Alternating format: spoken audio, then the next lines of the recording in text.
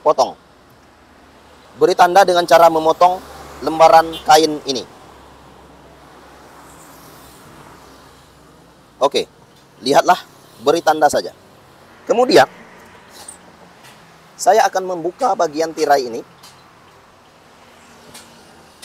Oke, berbentuk seperti ini. Kemudian saya akan memperlihatkan bagian bawah. Ini adalah bagian bawah. Lipat dan lipat. Jaraknya adalah 3 cm.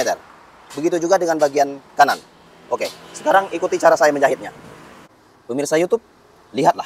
Ini bagian yang sudah ditandai dengan dijarai dengan 3 cm. Kemudian lipat saja. Saya akan melipat seperti ini ya.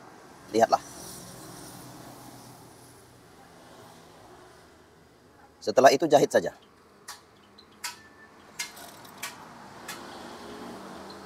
Kemudian lipat saja bagian 15 cm dan diberi jarak dengan 3 cm yang sudah diberi tanda.